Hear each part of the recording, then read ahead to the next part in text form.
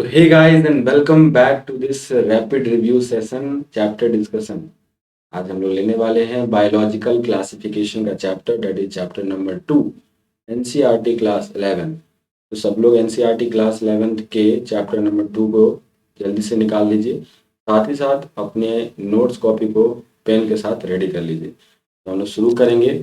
सबसे पहले हम लोग देखेंगे कि टेबल ऑफ कंटेंट क्या है। इस चैप्टर में हमें आखिर ध्यान किस टॉपिक पे मेनली देना होगा। सबसे पहला इंट्रोडक्शन लेंगे हम लोग, जिसमें बात करेंगे क्लासिफिकेशन कैसे कैसे शुरू हुआ, है ना, क्या क्या तरीके थे क्लासिफिकेशन के। 2 kingdom classification, 3 kingdom classification, 4 kingdom classification and 5 kingdom classification. फिर हम लोग बात करेंगे किंगडम वाइज, यानी कि पहले मोनेरा किंगडम पे बात करेंगे, फिर प्रोटिस्टा एंड फिर फंजाई किंगडम पे खत्म कर देंगे। ठीक है, तो ये 3 किंगडम हम लोग को यहाँ पढ़ना है। इसके अलावा जिनको किंगडम में जगह नहीं मिल पाया है, जिनको किसी भी किंगडम में जगह नहीं मिल पाया है, किसी भी किंगडम में जगह नहीं मिल पाया है, वो है हमारे virus, viroids, prions and lichens. तो इनको अलग से इस चैप्टर में इंक्लूड कर दिया गया। भैया इस पे भी ध्यान देना जरूरी है, इसे किसी भी किंगडम में इंक्लूड नहीं किया गया था। तो let's see begin this chapter with the NCERT lines. Let's move to the lines. आप लोग जल्दी से इसको नोट्स बनाते हुए चलेंगे। ठीक है, लीनियर सबसे पहले उन्होंने क्लासिफिकेशन दिया, जिनका क्लासिफिकेशन बेस्ड था 2 किंगडम सिस्टम ऑफ क्लासिफिकेशन था उनका। ठीक है, उन्होंने केवल 2 किंगडम दिया था, it was plant and animal. तो इसका मतलब ये है कि अब ध्यान देना, प्लांट एनिमल जो है सबसे पुराना किंगडम हो गया, एक तरह से ये कह सकते हो। ठीक है, इसमें क्या है, प्लांट और एनिमल जो आपका किंगडम डेवलप किया गया था, उसके अंदर जितने भी तरह के प्लांट्स प्लांटी के अंदर रख दिया गया, एनिमल्स एनिमिलिया के अंदर रख दिया गया। और इस सिस्टम में यूकैरियोट्स प्रोकैरियोट्स को अलग नहीं किया गया, यूनिसेलुलर मल्टीसेलुलर को अलग नहीं किया गया। ठीक है, फोटोसिंथेटिक एंड नॉन फोटोसिंथेटिक को अलग नहीं किया गया था। तो ये इसमें ड्रॉबैक है कि इट डज नॉट डिस्टिंग्विश, लिखा हुआ है eukaryotes and prokaryotes, unicellular multicellular organisms, photosynthetic that is non photosynthetic, दोनों को सबको एक जगह रख दिया गया, यानी कि किसी भी प्रकार की डिस्टिंग्विशन नहीं की गई थी। Classification of organism into plant and animals was easily done and was very easy to understand also। बहुत आसान था समझने को, बट यहाँ पे कॉम्प्लिकेशन ये था कि चीजें मिक्स हो गई थी, जिसे सेपरेट करने की जरूरत थी।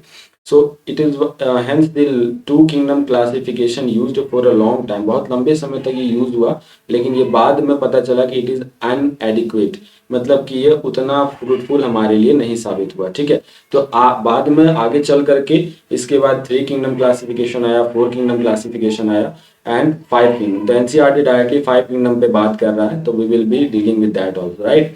तो यहाँ पे हम लोग ग्रॉस मॉर्फोलॉजी देखने लगेंगे, राइट, जिसमें कि cell structures, nature of wall, mode of nutrition को भी हम लोग टेक ओवर करेंगे। हैबिटाट की, कैसा उसका हैबिटाट है, method of reproduction, evolutionary relationship, जिसको आप फाइलोजेनेटिक रिलेशनशिप बोले थे, चैप्टर 1 में बताया था आपको, सिस्टमैटिक्स, राइट। तो इन सब चीज़ों पे भी हम लोगों को नज़र जाने लग गया। और जैसे ही हम लोगों ने इन चीज़ों को कंसिडर किया, तो इट फील्स कि हमें लगने लगा कि हम किसी ना किसी तरह से चीज़ों को मिक्स कर रहे हैं, हमें और भी अच्छे ग्रुप्स बनाने की आवश्यकता है। तो अब आगे चल करके अगर आप देखो, टाइमलाइन मैंने यहाँ प्रिपेयर कर रखा है कि कब कब क्या हुआ।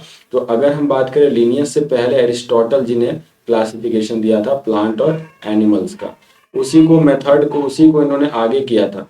एरिस्टोटल ने कहा था क्या कि आरबीसी जिसमें है और किसमें आरबीसी नहीं है, उसके आधार पर एरिस्टोटल ने क्लासिफिकेशन किया था। तो वो तो अलग चीज हो गया। ऑफिशियली 1758 में लिनियस ने जो है वो 2 किंगडम क्लासिफिकेशन सिस्टम दिया था, प्लांट और एनिमिलिया का, वो हमने देखा। फिर लेटर ऑन 3 किंगडम क्लासिफिकेशन का जो कॉन्सेप्ट है वो लेकर के आया 3 किंगडम क्लासिफिकेशन अर्नेस्ट हाइकल ने, जिसमें एक नया किंगडम को शामिल किया गया, प्रोटिस्टा किंगडम को शामिल किया गया। ये कब की बात है, 1866 की बात है। लेटर ऑन देयर इज 1956, वहां पर 4 किंगडम क्लासिफिकेशन अब आ गया, यानी कोपलैंड ने एक नया किंगडम को शामिल किया, दैट इज मोनेरा। तो 1 बाय 1 देख लो, यहाँ पे किंगडम शामिल होते जा रहे हैं। लिनियस के टाइम 2 था, हाइकल ने 3 कर दिया और कोपलैंड ने 4 कर दिया। और फिर बाद में आर.एच. विटेकर्स ने 5 किंगडम क्लासिफिकेशंस का मेथड दिया 1969 में, जो कि आपके एनसीईआरटी में दर्ज है। तो इस पर बेस्ड आपको मेथड और इस पर बेस्ड क्वेश्चन आ सकते हैं। तो आर.एच. विटेकर की 5 किंगडम क्लासिफिकेशन, जिसमें कि केवल उनका मेहनत एक ही है कि उन्होंने नया किंगडम फंजाई को जोड़ दिया। ठीक है, rest of the 4 kingdom are coming from the past, right. तो आर.एच. विटेकर्स ने 5 किंगडम क्लासिफिकेशन दिए। उसके बाद भी एक है जो कि कार्ल वूज साइंटिस्ट ने 6 किंगडम क्लासिफिकेशन दिया, जिसको हम पॉपुलरली हम लोग बोलते हैं 3 डोमेन ऑफ लाइफ।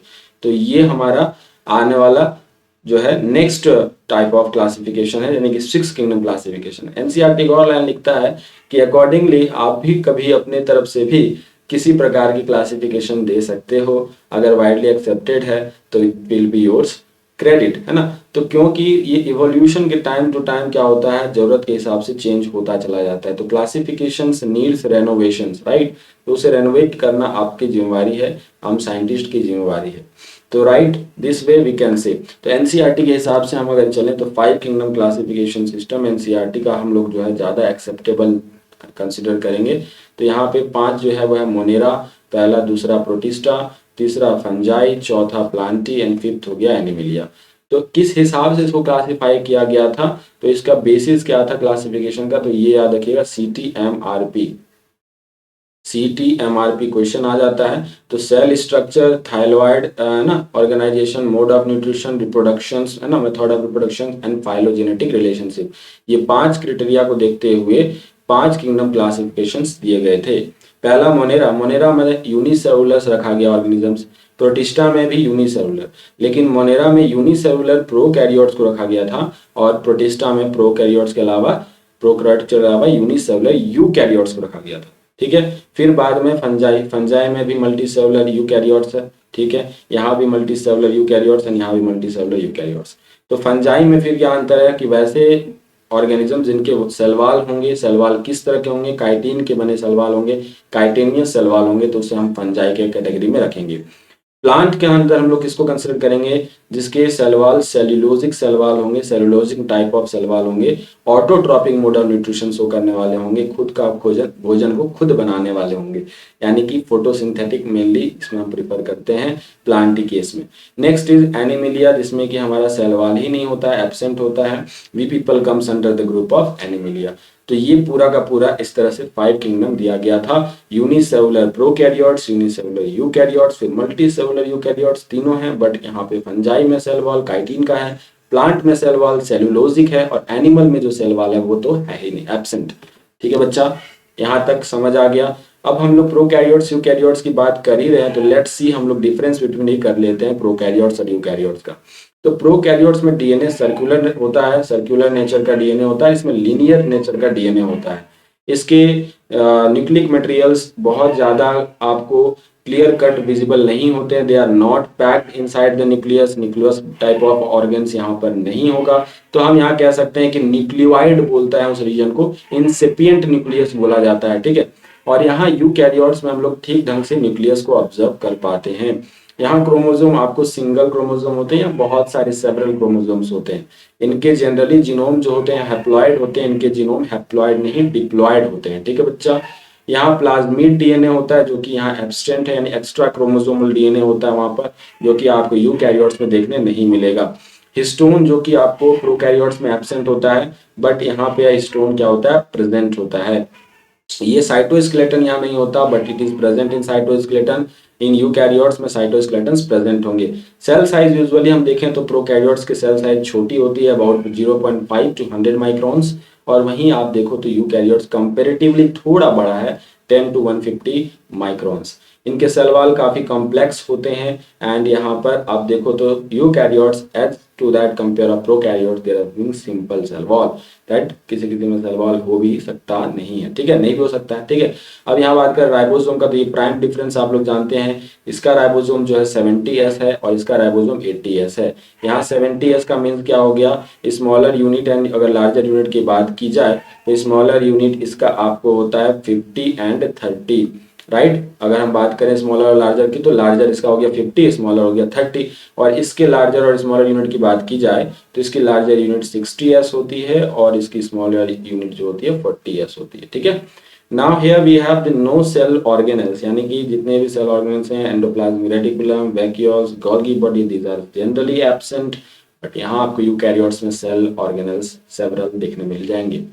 चलो, ये लग रहा था मोबाइल का मैं एक तरह से कंपैरेटिव कर रहा हूँ, है ना, मोबाइल के जो कंपैरिजन आते हैं नेट में। चलो कोई बात नहीं। Now this table is again very important. यहाँ पे हम पांचों किंगडम जो है मोनेरा, प्रोटिस्टा, फंजाई और प्लांटी एनिमिलिया का डिफरेंस बिटवीन देखने वाले हैं। तो सेल टाइप हमने देखा, इट इज प्रोकैरियोटिक मोनेरा है ना, eukaryotic, eukaryotic, eukaryotic and eukaryotic, उसके बाद सारे यूकैरियोटिक है। तो प्रोकैरियोटिक ऑर्गेनिजम्स केवल और केवल मोनेरा किंगडम में प्रेजेंट है, ये तो दिमाग में बैठ गया होगा आपका। नाउ दिस सेल वॉल, तो सेल वॉल की अगर हम बात करें तो इनके cell wall generally polysaccharides amino acid के बने होंगे। It is present in some, अगर हम प्रोटिस्टा पढ़ाएंगे आपको तो वहां दिखाएंगे किसी किसी में ये प्रेजेंट होता है सेल वॉल, राइट। सब में प्रेजेंट हो ऐसा जरूरी नहीं है, जैसे स्लाइम मोल्ड्स में प्रेजेंट हो रहा होगा, यूग्लिना में, तो ये सब हम लोग वहां पर देख लेंगे, ठीक है। फंजाई में जनरली प्रेजेंट ही होगा, लेकिन बना होता है काइटिन का, ये थोड़ा डिफरेंस है। यहाँ सेलुलोजिक सेल वॉल होगा और यहाँ सेल वॉल कंप्लीटली क्या होता है, एब्सेंट होता है। तो सेल वॉल के बिहाफ पे हमने देख लिया डिफरेंस बिटवीन न्यूक्लियर मेम्ब्रेन। अब ये अलग से देखने की जरूरत नहीं है, क्योंकि आपको पता है प्रोकैरियोट्स में न्यूक्लियर मेम्ब्रेन एब्सेंट होते हैं, तो केवल एक प्रोकैरियोट्स मोनेरा एब्सेंट हो जाएगा उसमें, बाकी सब में क्या है बच्चा, प्रेजेंट है, बाकी सब में देख लो प्रेजेंट है, ठीक है, क्योंकि सब के सब यूकैरियोट्स हो गए। बॉडी ऑर्गेनाइजेशन मतलब क्या, कि उनमें सेलुलर लेवल पाया जाता है बॉडी ऑर्गेनाइजेशन या tissue level of body organisation है। तो मोनेरा था यूनिसेलुलर, तो ऑब्वियस बात है कि सेलुलर लेवल ही रह जाएगा इसका। प्रोटिस्टा था यूनिसेलुलर, तो ये भी सेलुलर लेवल हो जाएगा। And rest of the thing आप देखो इसमें आपका टिश्यू लेवल तक यहाँ चला जाएगा, मल्टी सेलुलर लूज टिश्यूज को बोला गया, एनसीईआरटी ने कहा है फंजाई केस में। और आगे देखो प्लांटी में टिश्यू ऑर्गन, यहाँ तक हमारा एनिमल में तो ऑर्गन सिस्टम भी फॉर्म होता है, ठीक है। तो आप ये समझते होंगे, भली बात ही, there is no any kind of difficulty. तो मोड ऑफ न्यूट्रिशन की बात करें कि कौन अपना भोजन खुद बनाता है, कौन कैसे लेता है, तो अगर हम बात करें मोनेरा की, तो मोनेरा में ऑटोट्रॉपिक मोड ऑफ न्यूट्रिशन देखने मिल सकता है। वो भी ऑटोट्रॉपिक में कौन सा, जनरली आपको कीमोट्रॉपिक मोड ऑफ न्यूट्रिशन देखने मिलेगा, chemo autotrophic mode of nutrition. यहाँ पे हेट्रोट्रॉपिक भी देखने मिल सकता है, तो यहाँ पे डाइवर्स टाइप ऑफ न्यूट्रिशन है, ठीक है। यहाँ पे भी आप देखो प्रोटिस्टा में भी ऑटो एंड हेट्रो दोनों पॉसिबल हो सकता है। जैसे कि यूग्लिना का ही एग्जांपल ले लो, जब वो सनलाइट प्रेजेंट होता है तो दे आर ऑटोट्रॉपिक, जब नहीं होता है तो हेट्रोट्रॉपिक, यानी उसमें मिक्सोट्रॉपिक मोड ऑफ न्यूट्रिशन से हो सकता है ना यूग्लिना में। फंजाई तो बट ऑब्वियस है हेट्रोट्रॉपिक ही होगा, डेड एंड डिकेड पार्टिकल्स पे अपना फीड करते हैं। प्लांट ऑलवेज ऑटोट्रॉपिक होगा, एंड हम लोग तो खुद अपना हेट्रोट्रॉपिक है, we are dependent, animals are dependent over the plants. तो ये कहानी समझ आ रही है इतनी तक, कैसे डिफरेंस बिटवीन पूरा हमने पांचों किंगडम का कर डाला, एनसीईआरटी में गिवन है, आप देख लेना इस बारे को, ठीक है। अब आते हैं मोनेरा पर, डिस्कशन शुरू करते हैं। तो मोनेरा में एक लिखा हुआ लाइन है कि bacteria are the sole members of kingdom Monera. ये बहुत इंपॉर्टेंट लाइन है कि पूरे मोनेरा किंगडम का एकमात्र हकदार मालिक जो है, एकमात्र ग्रुप जो है, एकमात्र मेंबर जो है वो बैक्टीरिया ही है, बैक्टीरिया ही है, ठीक है। They are the most abundant microorganisms, बहुत ज्यादा पाए जाते हैं माइक्रो ऑर्गेनिजम्स। बैक्टीरिया सभी जगह, ऑलमोस्ट सभी जगह ओमनी प्रेजेंट है ये, they are almost everywhere they are found, ठीक है। अगर आप हैंडफुल ऑफ सॉइल्स किसी की जगह का उठा लो हाथ में, हाथ मुट्ठी भर हाथ में अगर किसी तरह का सॉइल उठा करके माइक्रोस्कोपिक एग्जामिनेशन कराओगे, there are lots of bacteria you can see over there, ठीक है। बैक्टीरिया इसलिए बहुत ज्यादा फल फूल पाते हैं क्योंकि ये एक्सट्रीम हैबिटाट्स में भी रहने के लिए माहिर है, जैसे कि हॉट स्प्रिंग्स में भी रह जाएंगे, डेजर्ट्स में भी रह जाएंगे, स्नोज एंड डीप ओशियंस में भी ये मिल पाएंगे, जहां पे कई दूसरे लाइफ फॉर्म्स का रहना एकदम ना संभव नहीं है, वहां तक भी ये रहने के लिए काबिल है, because of their cell wall, their cell wall unique type of cell wall, इसके वजह से ये वहां उस मतलब कह सकते हो डाइवर्स टाइप ऑफ हैबिटाट है इनका, ठीक है। बहुत से इसमें क्या होता है, पैरासाइट्स के रूप में भी रहते हैं, many of them lives on parasites. Bacteria are grouped under the 4 categories on their shapes, है ना। शेप के बिहाफ में अगर हम बात करें तो 4 तरह के बैक्टीरिया हैं। एक तो कोकस, यानी कोकस मतलब सर्कुलर फॉर्म, ये हो गया आपको कोकस फॉर्म, देखो जो सर्कुलर फॉर्म में बना रहा हूँ ये आपको कोकस हो गया, that is the circular form, spherical form, ठीक है। ये आपको हो गया कोकस, दिस इज नथिंग बट कोकस, जो पहला आप पढ़ लो ना कोकस। एक मिनट बच्चा, इसको मैं लिख लूं, ये लिख लिया, चलो। कभी कभी जो है ना ऐसा काम नहीं करता। फिर है ये दूसरा हो गया, पहला तो कोकस हो गया, दूसरा आपको हो गया रॉड सेपिड। रॉड सेपिड मतलब जैसे आप जानते हो ये आपको रॉड सेपिड ऐसा, ठीक है, इसको आप बोलते हो bacilli, this is the rod shaped bacteria, this is called as bacilli. Comma shaped हो सकता है विब्रियो, देखो बैसिलाई कितना अच्छा लिखा दिया है ना। कॉमा सेपेड हो सकता है ऐसे, विब्रियो आप इसको बोलते हो, this is comma shape structure, है ना, विब्रियम या विब्रियो बोलो, vibrio is the plural form. And next is spirillum. Spirillum कुछ इस तरह से आपको स्पाइरल्स फॉर्म में ये रहता है, दिस इज स्पाइरिलम, ठीक है। तो ये 4 तरीके से आप इसको सेप के फॉर्म में बांट सकते हो, this is to the NCERT point. ऐसे भी आप डिवाइड बहुत तरीके से कर सकते हो, but I am not going such details. तो यहाँ 4 तरीके से मैंने आपको सेप के आधार पर बता दिया। अगर हम बात करें बैक्टीरिया के स्ट्रक्चर के बारे में तो यार वेरी सिंपल, लेकिन ये इनका बिहेवियर काफी कॉम्प्लेक्स है। यानी दिखने में लगते भोले भाले और काम करते हैं एकदम खुराफात वाले, है ना। तो ये बैक्टीरिया की कहानी होगी। इसके स्ट्रक्चर्स काफी सिंपल है। ये क्वेश्चन आता है तो S for structure, S for simple ऐसे करके याद रख लेना। कंपेयर्ड टू मेनी ऑर्गेनिजम्स, बहुत से ऑर्गेनिजम्स के मुकाबले अगर कंपेयर करें तो इनके जो मेटाबॉलिक डाइवर्सिटीज हैं वो बहुत ज्यादा एक्सटेंसिव है। यानी कि इनका न्यूट्रिटिव टाइप ऑफ डाइवर्सिटी देख लो, हेट्रोट्रॉपिक, ऑटोट्रॉपिक, ऑटोट्रॉपिक में भी कीमो ऑटोट्रॉपिक। तो ये आपको समझना है, देयर आर डाइवर्स और extensive type of metabolic diversity, ठीक है। Some of the bacteria you can say is autotrophic, लिखा भी हुआ है, and they synthesise their food from inorganic substrate, यानी कि chemoautotrophic mode of nutrition show करते हैं, ठीक है। They may be photoautotrophic also, यानी कि लाइट के प्रेजेंस में भी ये अपना भोजन बना पाएंगे। So there vast majority of the bacteria heterotrophic, लेकिन मेजोरिटी ऑफ द बैक्टीरिया की बात करें तो वो heterotrophic mode of nutrition show करते हैं, यानी कि वो डेड और डिकेड मैटर्स पे फीड करते हैं, डिपेंडेंट है उस पर, ठीक है। यानी कि एक तरह से डिकम्पोजर के रूप में अपना रोल प्ले कर रहे होंगे। तो ये हो गया मोनेरा के बारे में, मोनेरा के बारे में हो गया। और इसको ब्रॉडली एनसीईआरटी ने क्लासिफाई किया है to that of archaebacteria and eubacteria. तो आर्की, आर्की का मतलब होता है that is the primitive bacteria, ठीक है। ये प्रिमिटिव बैक्टीरिया है, that is very since very long time they have not changed. So these bacteria are very special since they live in some of the most harsh habitat. खतरों के खिलाड़ी हैं ये, यानी कई दुर्लभ एरिया में जहाँ पे एकदम रह पाना दूसरे ऑर्गेनिजम्स और दूसरे लाइफ फॉर्म्स के लिए ना इम्पॉर्टेंट नहीं, उतना मतलब पॉसिबल ही नहीं है, समझ लो, वहां भी ये मिल पाते हैं। तो अगर हम बात करें तो इसमें कौन कौन से कैटेगरी हो गए, कुछ हैं एक्सट्रीम सॉल्टी वाटर्स में भी रह सकते हैं, ठीक है, बहुत ज्यादा नमकीन, है ना, खारा पानी में भी ये रह पाएंगे, उसे हम हेलोफिल्स बोलेंगे, हेलोफिल्स। हॉट स्प्रिंग्स में रहने वाले, मतलब काफी ज्यादा वहां पर टेम्परेचर भी हाई है, एसिड भी बहुत ज्यादा एसिडिक है, यानी कि पीएच भी बहुत कम है, उस तरह के एरिया में भी ये मिल जाएंगे। इसको हम बोलेंगे थर्मो एसिडोफिल्स। नाम से सुनिएगा, थर्मो मतलब हो गया टेम्परेचर रिलेटेड, एसिडो मतलब हो गया पीएच रिलेटेड, ठीक है। मार्सी एरिया में यानी कि मिथेनोजेंस, जहाँ पे मीथेन ये प्रोडक्शन कर रहे होंगे, दैट इज मार्सी एरियाज, दलदली इलाकों में भी पाए जाएंगे, तो मिथेनोजेंस इनको बोलते हैं। तो आर्की बैक्टीरिया में प्राइमरीली एनसीईआरटी ने आपको 3 क्लासिफिकेशन दे दिया, एक हेलोफिल्स, थर्मोएसिडोफिल्स, मिथेनोजेंस। अब ये बात कर लें कि आर्की बैक्टीरिया जो है वो डिफर करता है दूसरे बैक्टीरिया के कंपैरेटिव, किस फॉर्म में, कैसे डिफर करता है, तो it is having different cell wall structure, and यही फीचर इसको क्या बनाता है, इतना यूनिक बनाता है, सरवाइव कराता है इनको एक्सट्रीम कंडीशन में। तो इनके सेल वॉल स्ट्रक्चर्स में प्रोटीन लेवल तक अगर जाओगे तो देयर इज अ डिफरेंस, तो वहां पर ये डिफरेंस है जो कि इनको बनाता है एकदम दुर्लभ एरिया में रहने के लिए फिट, ठीक है। तो मिथेनोजेंस की हम बात करें तो मिथेनोजेंस आपका मीथेन प्रोडक्शन में मदद कर रहा है। ये जनरली आपको रूमिनेंट एनिमल्स में भी प्रेजेंट होंगे। रूमिनेंट एनिमल्स जैसे कि कॉव्स हो गए, बफेलोज हो गए, उनमें भी उनके गट में ये प्रेजेंट होते हैं, और वहां से मीथेन का प्रोडक्शन, यानी कि to that of cow dung आपने सुना होगा। तो ये चीजें मिथेनोजेंस बैक्टीरिया की वजह से ही हो रहा है, ठीक है। Now, there is a production of methane also, that is biogas plant, है ना, from the dung of this animal। इसी वजह से तो हो रहा है ना मीथेन का प्रोडक्शन, उनके बायोगैस, उनके डंक से, that is due to methanogens bacteria.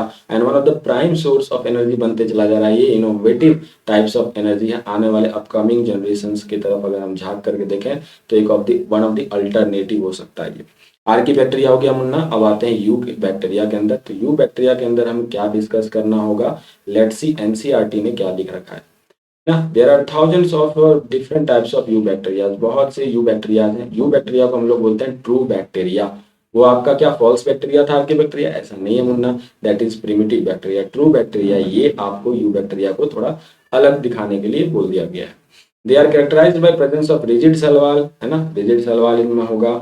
यानी कि इनके अगर बात करें मोटेलिटी के बारे में तो अगर मोटाइल है तो फ्लैजिला की मदद से मोटेलिटी शो करेंगे। बैक्टीरिया के अंदर जो है मोटेलिटी प्रोवाइड करता है फ्लैजिला, ठीक है। उसमें फिब्री भी होता है, फिब्री आपको अटैचमेंट प्रोवाइड करता है। तो फ्लैजिला और फिब्री में कंफ्यूज मत कर जाना बालक, ठीक है। तो ये flagella is related to motility, ये क्वेश्चन आता है। नाउ अगर यू बैक्टीरिया में डिफरेंट टाइप ऑफ बैक्टीरिया के बारे में डिस्कशन की जाए तो पहले तो हम साइनोबैक्टीरिया को ना भूलें। साइनोबैक्टीरिया का नाम अगर अल्टरनेटिव बोला जाए, क्या है अल्टरनेटिव नेम, तो यह है blue green algae. Blue green algae बोला इसलिए जाता है क्योंकि इनमें क्लोरोफिल ए पाया जाता है, तो जो कि काफी हद तक सिमिलर है to that of chlorophyll of the plant, इसके लिए इसको हम लोग बोलते हैं ब्लू ग्रीन एल्गी। और ये एक photo synthetic type of autotrophs है, मतलब कि लाइट के प्रेजेंस में ये अपना ऑटोट्रॉप्स यानी कि फूड बनाएंगे, ठीक है। तो ये साइनोबैक्टीरिया की कहानी होगी। साइनोबैक्टीरिया जनरली आपका यूनिसेलुलर होता है, कॉलोनियल या फिलामेंटस भी हो सकता है, फ्रेश वाटर या मेरीन भी हो सकता है, इवन टेरेस्ट्रियल भी हो सकता है। तो ये एक टाइप ऑफ एल्गी है।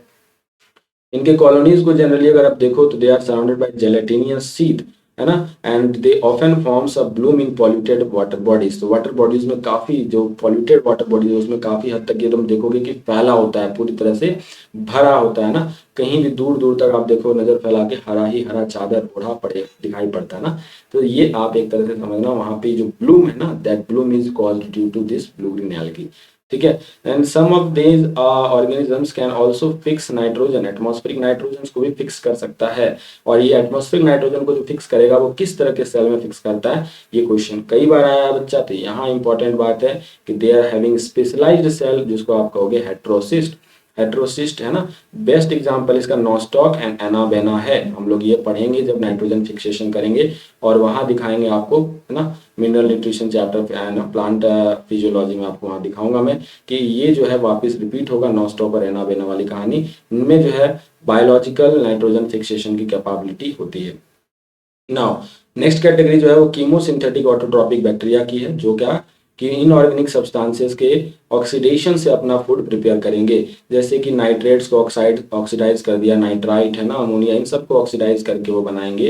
And the use of this released energy for ATP production, और इसके ऑक्सीडेशन से जो एटीपी बनेगा दैट एनर्जी, वो जो एनर्जी रिलीज होगा उसको एटीपी बनाने में, ATP is the currency of energy currency of this whole organism, right. तो एटीपी के प्रोडक्शन इनका वो करेंगे, ठीक है। And they play important role in this cyclic recycling the nutrients, है ना, बहुत ही इंपॉर्टेंट रोल प्ले करते हैं फॉर रिसाइकलिंग न्यूट्रिएंट्स। जैसा कि मैंने आपको बताया नाइट्रोजन साइकिल में इनका बहुत इंपॉर्टेंट रोल है, फॉस्फोरस आयरन साइकिल, ठीक है, सल्फर, इन सब के अंदर ये इंपॉर्टेंट रोल प्ले करेंगे for that of recycling nutrients. तो काफी इंपॉर्टेंट है कीमोसिंथेटिक ऑटोट्रॉपिक बैक्टीरिया का एक इंपॉर्टेंट रोल अगर पूछा जाए तो you should name that they are helpful in recycling the nutrients of nitrogen, phosphorus, iron and sulfur, NPIS। अब हम लोग नेक्स्ट कैटेगरी बात करें हेट्रोट्रॉपिक, जो अपना भोजन बना ही नहीं सकते। यानी पहले हम लोगों ने बात किया दो कैटेगरी की, जो ऑटोट्रॉपिक ही थे, यानी एक कैटेगरी कीमोसिंथेटिक ऑटोट्रॉपिक बैक्टीरिया, एक फोटोसिंथेटिक ऑटोट्रॉपिक बैक्टीरिया। अब हम लोग तीसरी टाइप ऑफ वेराइटीज लेंगे हेट्रोट्रॉपिक बैक्टीरिया, जो कि मोस्ट एबेंडेंट है। आपको पता है, जैसे हम लोग न्यूट्रिशन डिस्कस भी कर रहे थे तो आपको पता है कि बैक्टीरिया में जनरली आपको heterotrophic mode of nutrition show करता है, right. And they are decomposers, यहाँ बहुत इंपॉर्टेंट पॉइंट लिखा है कि they are majority are decomposers, यानी कि डेड एंड डिकेड ऑर्गेनिजम्स पे फीड करते हैं। इवन ये हमारे क्लीनिंग ऑफ द इन्वायरमेंट में बहुत इंपॉर्टेंट रोल है इनका। भैया अगर इमेजिन करके देखो कि अगर बैक्टीरिया और डिकम्पोजर्स ना हो तो can you just survive in this land? No, because every area will be full of the polluted, dead and decayed particles, right? You cannot survive. So many of them has a significant impact on human affair, हमारे लिए बहुत important भी है। Like somehow they helpful in making curd also, lactobacillus bacteria, ठीक है, production of antibiotics, है ना, बहुत सारे इंपॉर्टेंट बैक्टीरियाज एंटीबायोटिक्स के लिए हमारा इंपॉर्टेंट रोल है उनका, that is production of antibiotics, nitrogen fixations में इंपॉर्टेंट है।